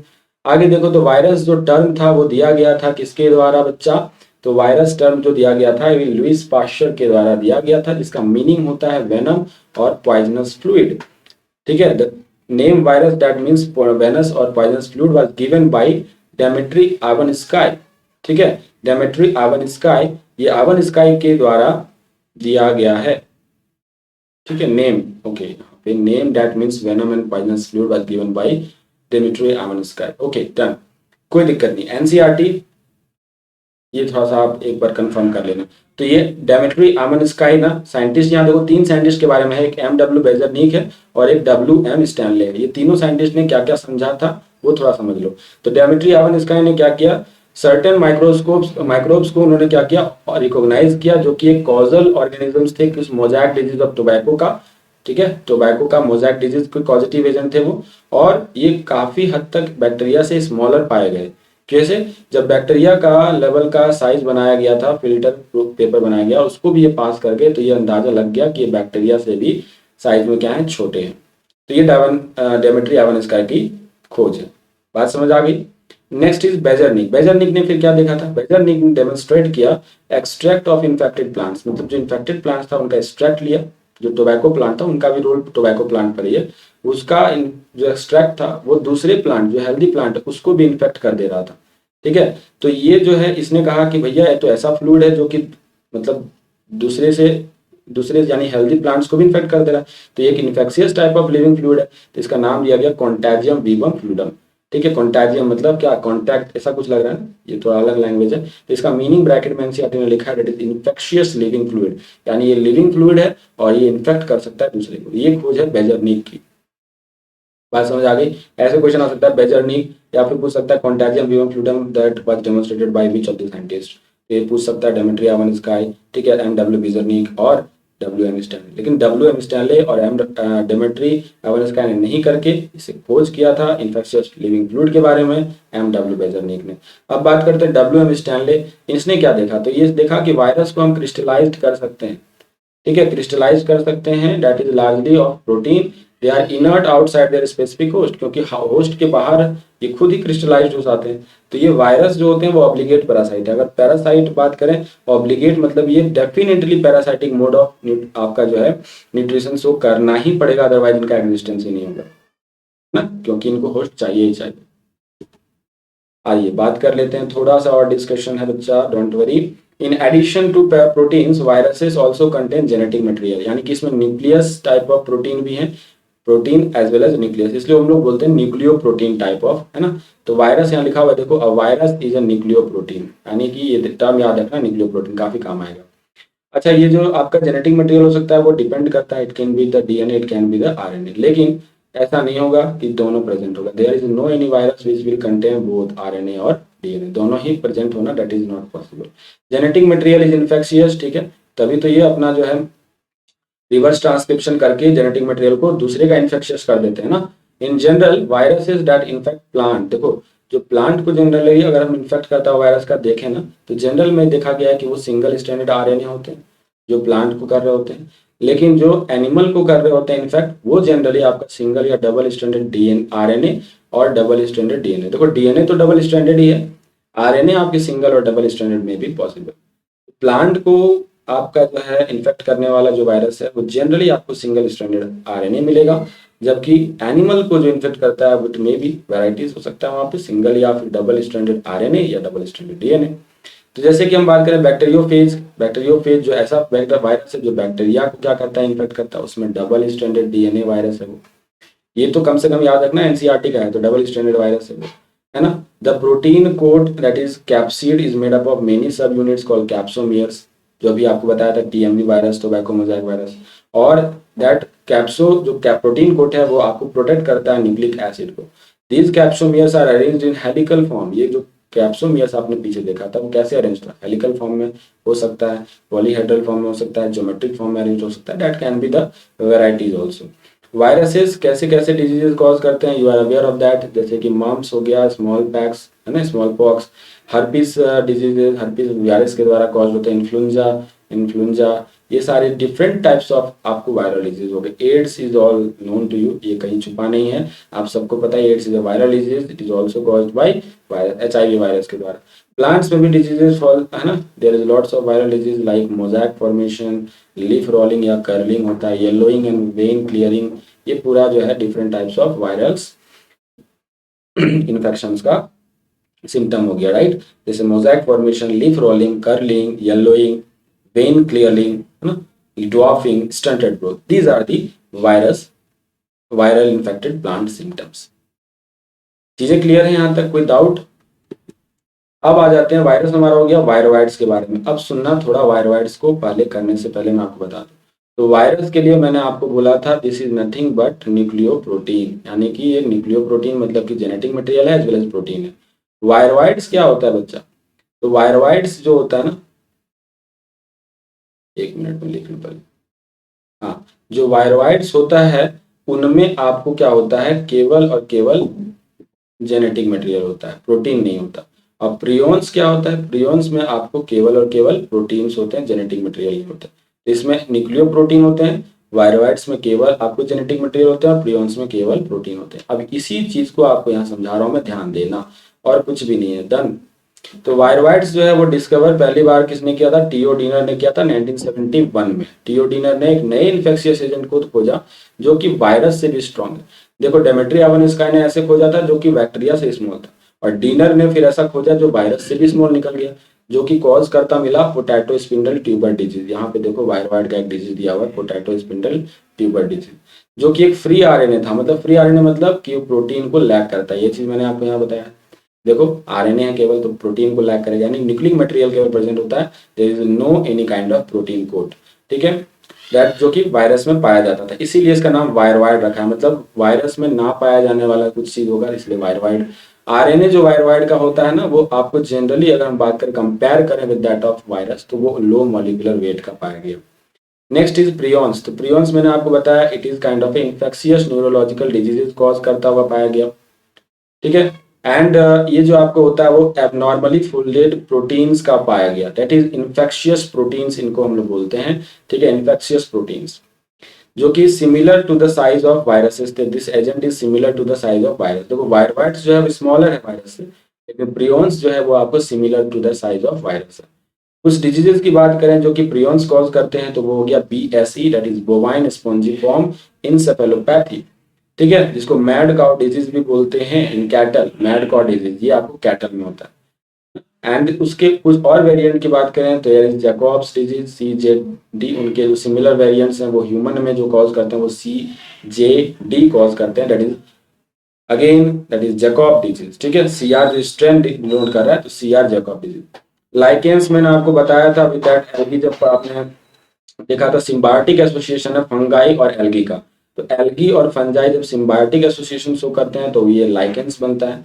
तो इसमें दो पर्टिकुलर ऑर्गेनिजम्स है, तो एल्गल के कंपोनेंट को हम लोग बोलते हैं फाइकोबायोंट, और फंगल के कंपोनेंट को हम लोग बोलते हैं माइकोबायोंट। तो ये दो अलग अलग टर्मिनोलॉजी है, काफी बार पूछा जाता है। फाइकोबायोंट का मतलब एल्गल कंपोनेंट, माइकोबायोंट का मतलब फंगल कंपोनेंट। याद कैसे रखेंगे सर? थोड़ा डिफरेंस, थोड़ा सा कुछ कीजिए ऐसा। तो देखो, मशरूम याद रखना एम से होता है, मशरूम आता है फंगस में, तो ये फंगस वाला याद रखना, माइकोबायोंट एम से, माइकोबायोंट एम से मशरूम, ऐसे याद रखना। रेस्ट दूसरा तो अपने आप याद हो जाएगा फाइकोबायोंट वाला। तो इसमें एल्गी जो है वो autotrophic mode of nutrition show करता है, they will prepare their food, है ना, जो कि फंगाई के लिए फूड प्रिपेयर करेंगे। तो फंगाई का क्या रोल होगा? तो fungi will just provide shelter, fungi will provide the shelter, और ये मिनरल और न्यूट्रिएंट्स को एब्जॉर्ब करेंगे।